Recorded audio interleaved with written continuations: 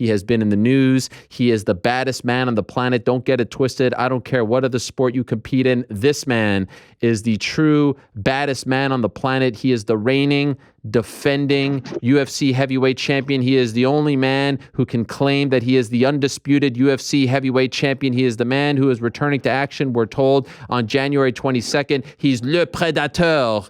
He's the one and only Francis Ngannou. My man, Francis, how are you? I'm doing good, sir. How are you? I'm doing well. I've been trying to talk to you, Francis, for a very long time. You know this, right? I keep bothering you. Really? Yeah. Yeah, I know that, but I wasn't so much in the news, so yeah, right. Trying to stay quiet. Yeah. Well, sometime I'd rather stay quiet than to talk. I hear you, and I respect that.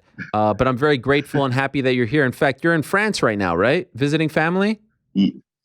No, just stopped by. I was in Cameroon, and now I'm going back to the US, so I decided to stop in Paris for a few days before come back to the US. I love it. Francis, it's been a while since we spoke, so I actually want to go back a few months. I want to work chronologically, if you feel me on that, because I feel like there's a lot of ground to cover. So I spoke to you, I think, 2 days after you beat Stipe Miocic in late March. That's the last time we spoke when I was working for ESPN, and it was a great moment for you. Shortly thereafter, you went home to Cameroon, and we saw amazing scenes, video footage, photos of you getting a hero's welcome. Could I ask, first things first, what was that moment like for you to come home, a place where you grew up, and to be celebrated like that, to get a parade in your honor, to have people come up to you and probably shower you with praise? What was that moment like for you? That was amazing. I mean, that was something like unreal. I grew up there, and the way that I was received back home, I think it was the best part of like winning the belt. To be credited by my people, by my family, by a friend, and my country people. It's not very often that you have those type of things in a lifetime. So it was great. What was the best part of that trip? Was it maybe, I saw a scene where you gave the belt to your mother, I think it was, your family. What was the most special part of that trip back home? I think that the special, obviously, the moment that I hung the belt to my mom, that was one of the best part.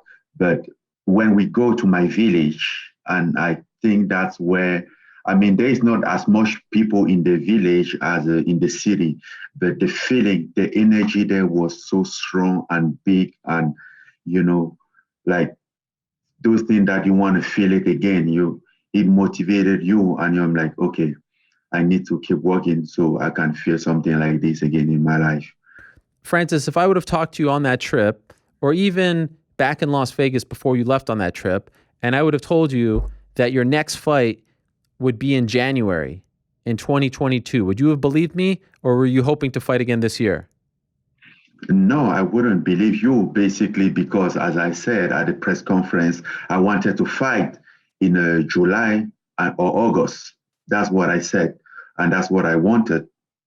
But obviously, for some reason, because apparently we were going on a contract, and then right after that, they came to me and like proposed me. I mean, this was on the April 1st. So 3 days after my fight, they proposed me June 12th. And I'm like, whoa, I cannot fight in June 12th. Why? Because I have a visa issue. Like, that my visa need to be renewed on May 20th, and it's your job to renew the visa. So I'm not allowed in the US in June 12th unless I go back or out of the country to renew my visa, because I could not renew my visa in the US. And then I'm like, no, we were just throwing out because you said you want to fight twice this year, so no problem. But I'm like, how about July or August. And they said, no, July and August is booked. So we are just throwing this out to you to see if you want it because you said you want to be active. I'm like, well, then maybe I have to wait because I have no choice. I cannot stay here without a visa, first of all. And secondly, it was kind of like a very quick turnaround, 2 months after my first, after my fight. And then things keep going on and on. The negotiation didn't go well. And then they came up with this interim title. I think that was just to apply pressure. And yeah, that's what happened. Since then, it's been like we've been going back and forth. I mean, not too much, but not really a good result. Okay, and just to be clear, Francis, that fight in June that they were talking about, that they wanted you to, compete in, was that you versus Derrick Lewis? Was there any talk of you versus Jon Jones back then? What did they offer you? No, Derrick Lewis. They never talk about Jon Jones. Never. Okay. Because ever since they said, ever since I won the fight, and the talk was like Jon Jones is scared to fight. I mean, the promises that the winner of Stipe and I will fight Jon Jones, but no talk was about in that direction. And then they go to Houston on August 6th, and Derrick Lewis is from Houston. They want him on August 7th, 6th, whatever it was. And then they had that card in Houston. He's a Houston guy. Did they try to get you to fight on that card against Derrick Lewis? Yes, they tried. And that was the moment that I was in. And I was in Cameroon because after they asked me to fight on June 12th, and I couldn't do it. And I have to go back to renew the visa. And they told us that no, July and August is booked. So that's why we are offering June. So meaning I was expecting maybe something in September. I'm like, okay, well, let's do it. And I was home and was dealing exactly with that visa issue that they should be renewing, was waiting for them to get it done. And then that's when they asked me about the Derrick Lewis fight, just as a surprise once again. And I'm like, well, first, I do not have my visa. I mean, like 2 months ago, you could have talked about this. We asked about this, and you said, no, we couldn't. So, yeah. And then after that, they asked if I would be ready in September 25th. And I remember the exact email that we sent. It was like, he was like, I quote, Francis will be more than ready again, wherever. That was September 25th. And that was, I don't know, maybe Wednesday or something. And by Monday, I just saw the interim title get announced. It was funny at the meantime. It was shocking and funny at the meantime. Yeah, so that's how it plays out. You didn't get a heads up that they were going to make this fight, that they were going to make this announcement, the interim title fight between Ciryl Gane and Derrick Lewis? I heard the rumor on Monday morning. But what I figured out that something wasn't right because they sent out the extension letter. Huh. Extension letters, for those that don't know, is when they say that you have declined a fight, they extend your contract by 6 months typically, right? Yeah. By the way, even the one on June 12th, and then on May, they sent another extension letter. So you had your contract. Behind the scene been very rough this time. They apply a lot of pressure on me, so. So you had your contract extended in the midst of this while you had a visa issue that precluded you, that stopped you from traveling back to the U.S. to train and to compete. Yeah, not to mention that they have to give me at least time to maybe go home, introduce the belt for my people, Of course, yeah. my country, for my family. I mean, what was that the rush so bad? Like in the past 2 years, I have fought twice, and suddenly I have to defend my title after 2 months. I mean, like, what is the rush? What's wrong? What can I have the average time as everybody, 3 or 4 months? It's okay. And so what was your reaction when you actually found out that it was Ciryl Gane, Derrick Lewis for the interim title? What would it be? 5 months, less than 5 months, right? Because you won in the end of March, Yes. less than 5 months after End of March. your victory. What was your reaction? How did you react? Well, I'm just a fighter. I don't run the business. That's the thing, you know. The contract is structured the way that I have nothing to say. So what would I do? What would I say? I was surprised at the meantime. He was quite funny. I'm like, what's going on exactly? This doesn't make sense. I feel like he wasn't real, but he was.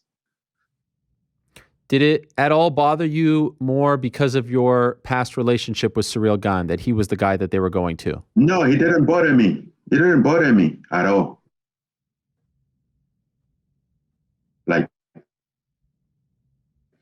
yeah, I mean, I would have their shoes. I would have taken the fight. It's right. Everyone want an opportunity.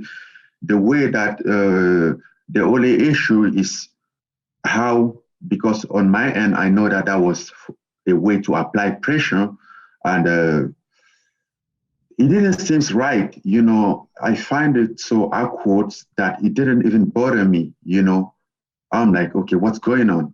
Like, okay, let's do it. What's bothering me is the fact that to promote that fight, they were trying to discredit me and pretend like, oh, if you want to go in vacation, kill yourself when you want to fight, we are here. No, I want to fight. And I wasn't in the vacation. And they used the video from Embedded to play that game, pretend to discredit me and showing that I was in vacation. Yeah. That was at the beginning of the broadcast, on the broadcast for the event. You saw that. I saw that. How did that make you feel? Well, that's bothering me because that's not right. You know, they know that is not true. And then it's just to discredit me, to control the narrative. I mean, I don't have no problem if they want to do the interim. Just do your interim without sabotage me. And this was, you would have been, by the time they announced that fight, I think it was in mid to late June or so. No, or mid to early June when they announced the interim title fight. No, he was late June. Okay, late June. Could you at that point have fought in September? You said September 25th. Let me know. You were good to go for a month and a half later, right? Yeah, I was at the gym training with Eric. I mean, by mid-June, by end of the June to end September, it was 3 months. It was 3 months ahead, so it was perfectly enough. When the news came out about the interim title on social media, your manager, Markel Martin, who I think is one of the better managers in the game, was going back and forth a little bit. He's my main manager. Yeah, he's my main manager. Yeah, he was going back and forth with Dana White on social media. How did you feel about that? Well, I do not see. I don't think they didn't go back and forth. I think he just replied to a comment that Dana did on his interview. But I think, as everybody, you have to defend yourself, you know. So he did what he had to do. So how did we get to the point that this fight is now being made for January? Why wasn't it made for November, December? Why is it January 22nd? Why is the fight happening then? I don't make the call. I don't know why. Maybe because the charm is not ready before then, and you know, or the interim charm. I don't know. Okay. Were you happy when Ciryl won the belt? Did you want him to win? he deserved it. I mean, he deserved to win the fight. He had a very good fight, a very good run, and I will not have a problem. My only problem is that they want to discredit my title. That's the only problem. But I cannot control what other people do. And basically, when they do stuff right, you cannot take credit to Ciryl for that. You cannot blame him for anything. He done everything right. So the only thing that kind of like bothers me a little bit was the position that they was trying to give in me. What's your relationship like with him now, you and Ciryl? Do you have any kind of relationship? No, we never had. Even when you trained together? Because there's a big story, right, that you guys used to train together in France. No. Factory? No, that's not exactly true. We trained together in January 2019 when I come back from Cameroon and was going to fight Cain Velasquez in a Phoenix. So we trained together for like 1 month. We barely have 10 training section. Barely. Do you like him? Do you have any issues with him? No, not at all. I do not have issue with him. I mean, for what I know, he seems to be a very nice guy, good fighter. I have no personal issue with him. What about your ex-head coach, Fernando Lopez? How do you feel about him? I don't know how I feel about him. I think he has this problem, but I do not have any problem. Why do you think he has a problem with you? He said that you changed, you didn't give credit to the coaches, things like that. Why do you feel like he feels this way? How do they give credit to somebody? Oh, I'm not taking a side. I'm just telling you what he said. I mean, that's exactly what I wanna know, to see where I did something wrong. Like, you didn't give credit. What did I do wrong? Like last year, it was a campaign of a video of me saying thank you, and they found the video. He promises $10,000 for whoever find the video, and people find the video. I don't know if he gave them the $10,000, but the campaign, it seems like there's some campaign against Francis Ngannou, but I don't care about that. I just do my thing, do right. I have to evolve, and evolving means you have to do what's necessary for you, because at the end of the day, it's about you. When you lose, it's all on you. You are the only one here putting everything in the line. When you lose the fight, it takes you months to deal with your feeling, avoid depression. But the next day, other people, they are running their business as normal. It's your problem, And it seems like you're in a great, Eric Nixick and the team at Extreme Couture, one of the very best in the game. So hard to disagree. Definitely. I mean, I'm in a very good spot right now. I find surround myself with good people, good manager, good coaches, good teammate. I'm happy where I am. I don't have a issue with. I never argue with Eric. We never have a issue. We never even have a disagreement. Feel good, a very healthy relationship, and it's peaceful and relaxing. And I love that. Yeah. My only regret is not to have that before. Will it be awkward for you to fight a guy that you used to train with who helped you come up? Do you think that's going to be awkward? No, at all. Okay. That will not be awkward. Fighting for me is my job, first of all. I take it as a job. Maybe some people take it as a personal issue, but it's just a job, I remember, Francis, going into the Stipe fight, you had mentioned you had 2 fights left on your deal. So you had the Stipe fight. What's the status of your contract now? Is this the last fight, or did you sign a new deal? No, I did not sign a new deal. First of all, there is a champ clause, and as I said, they've been trying to apply pressure with those extensions, but I do not sign a new deal, and I think that's basically the issue. That's what is causing all this issue, because I don't want to sign a new deal on certain term who doesn't work for me, because I don't feel protected in those terms. In the past 2 years, I fought twice, and then I have to borrow money to live. Nobody cares about that. I have no guarantee in that deal, and I have no protection. So based on that experience, I want to get something better, a better term on my contract. I'm obviously pay what I deserve. And so they are trying to get you to agree to a deal. You have said no. At this point right now, here on October 13th, you still have one fight left on your deal, correct? Well, that yes, on the deal that on the contract that's supposed to be terminated on May 20th. What do you mean terminated on May 20th? May 20th of this past year? Yeah. Why terminated? Well, because a contract have a term, a period. And they kept extending. I mean, supposedly. Yeah. Okay, so what happens, Francis? January 22nd, you win. Are you a free agent? No, I don't think so. Okay. So what happens? I don't think so. Well, there is a lot of language in that contract that can hold you, such as extension, such as champ clause and all those stuff.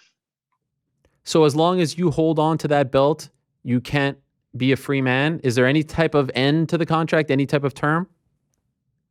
Yes, yes, but it's way farther than what the contract stipulate. Understood. Do you feel welcome in the UFC? Do you feel comfortable fighting in the UFC? Or do you want to leave the UFC at this point, considering all the drama of the last few years? Honestly, obviously, I get frustrated about everything going on, and it's been going little back, even farther back. But honestly, I want to stay in the UFC. I hope we're gonna get in the point, but at the meantime, if it doesn't work, it doesn't work. What can I do? I understand that you have great management and whatnot, but when's the last time you spoke to someone at the UFC? Someone like a Hunter Campbell or a Dana White, people who make the decisions. Has that happened in recent memory? Yeah. Oh, really? When? But not with not a good result. Okay. Not always a good result. The problem is not to speak. Okay. To have a good result, the good outcome of the conversation. When's the last time you spoke? Maybe 2 weeks ago. Okay. And was it to try to fix things, agree to a new deal, and it didn't work out? Yep, it didn't. Do you think between now and January 22nd, things will get worked out, or have they all put it on hold and said, we're going to discuss this after the fight? Well, I don't know. I don't think about that anymore. What happened. So because I didn't know that by this point we will not have an agreement.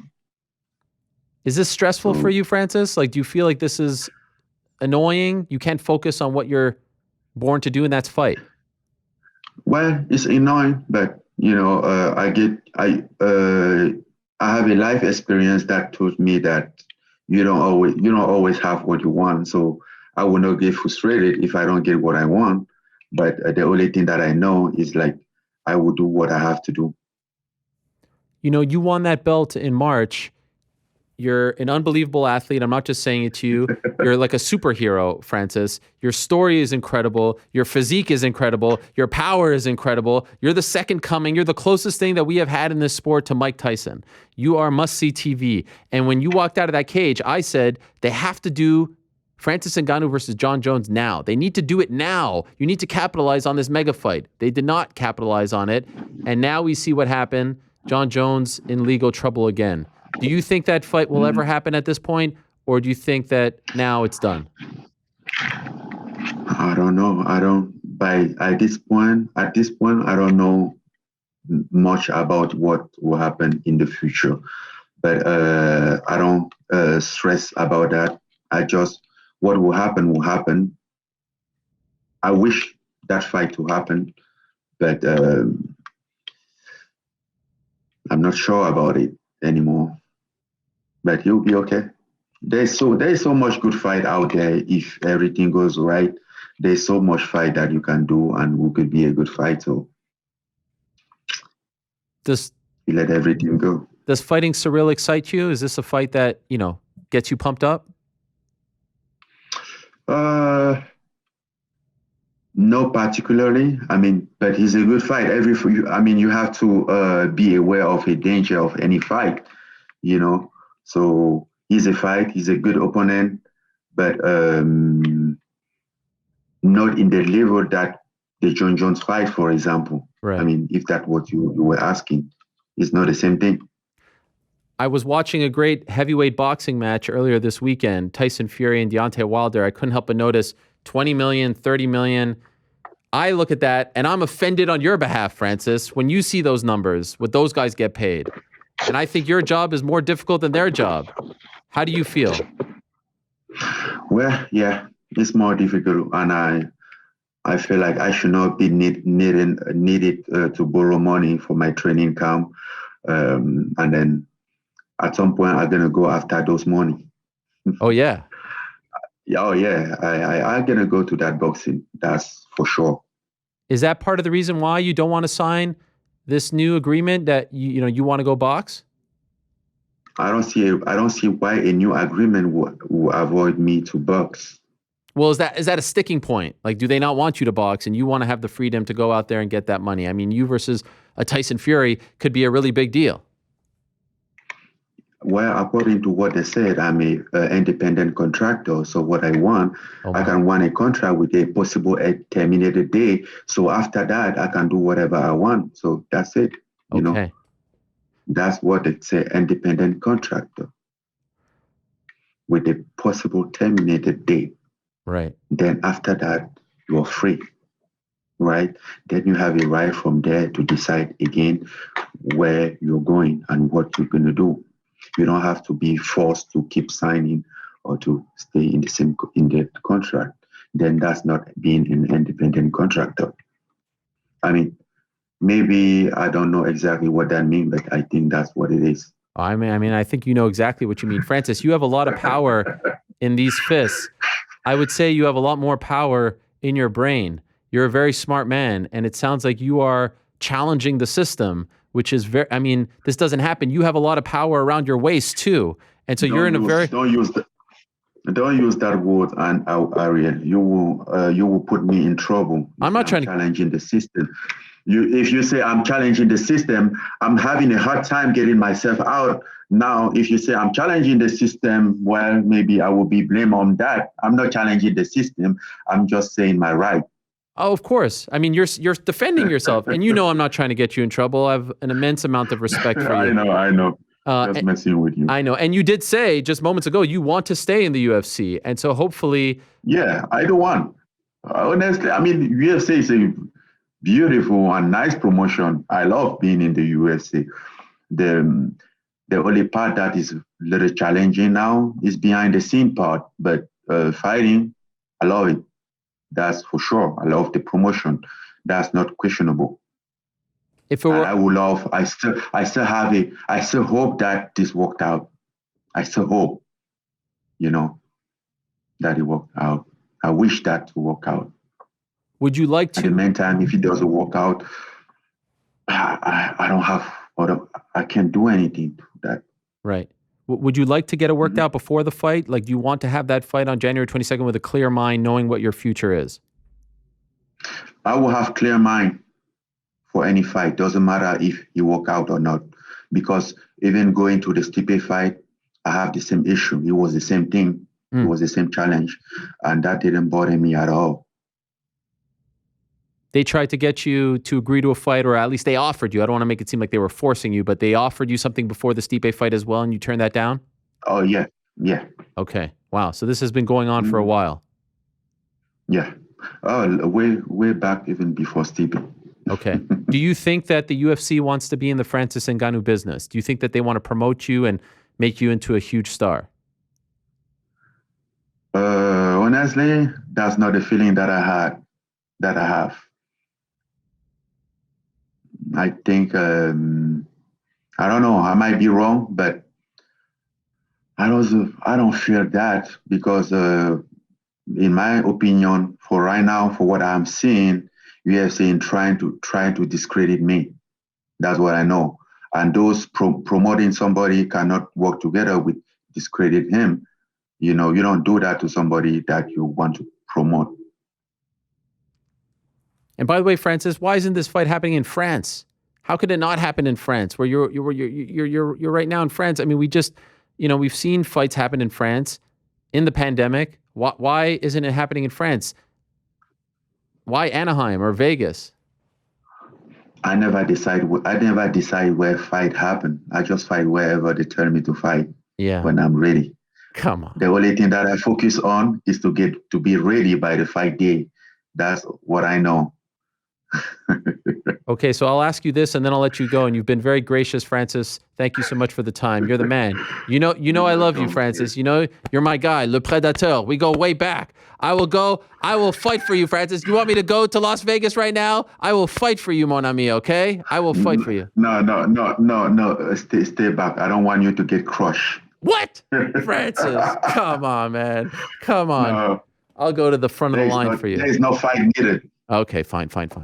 What do you want? What does Francis... If ever I have a trouble, I know I have your phone. I have your cell phone. That's right. I'll be on the first... I'll run there. for you, Francis. Yeah. What do you want? What will make Francis Ngannou happy? Can you tell us that? Do you want to tell us that? What are you looking for? What do I look for? First of all, I look for some respect. That's to start. Then I look to get stuff right. I look to feel like I'm respected, to feel my right respected, to feel like they care. At least that's it. I never ask for anything for anything more than that. That will be enough for me. That's what we all want in life, right? You want to be respected. You want to be cared for. You're not talking money. Yeah, I want to be respected, because it doesn't matter. I might not be a superstar, but I gained the position that I am at. It's not, I wasn't nominated. I wasn't assigned to be here. I earned it, So that means I deserve a little bit of respect, just a little bit. No, not a big deal, just a little fairness. That's it. And we'll leave it at that. Francis, you're the man. Anything else you want to say before I say goodbye? Anything else? No, I just want to say have a wonderful day. And thank you to all my fans and for the support. We're going to be together and put on the show on January 22nd. The Predator will be back because apparently people have a short memory and are going to remind them. Oh, exactly, it's the Predator. Y'all must have forgot Le Prédateur. Back up in this. They must forget. Yes. They almost forget. Come on. I mean, the scariest man in the business, the baddest man on the planet, regardless of sport. Le Prédateur, Francis Ngannou, put some respect on his name. All he wants is some respect. Francis, you'll always have a home here. Anytime you want to come on this program, you'll always have a home here. Okay, my friend? Much love to you. Thank you. Keep fighting the good fight. And thank you for coming on. All jokes aside, I know it's not easy to talk about these things. I know it's not a pleasure. You want to talk about the fighting and the career, but I appreciate and respect you very much for coming on and talking about this. Thank you. Thank you very much, Aria, for having me on the MMA Hour. Yes. You're the man, Francis. We'll talk to you soon, okay? Talk to you soon. Okay, Bye. Bon courage, Francis, my Merci. Man.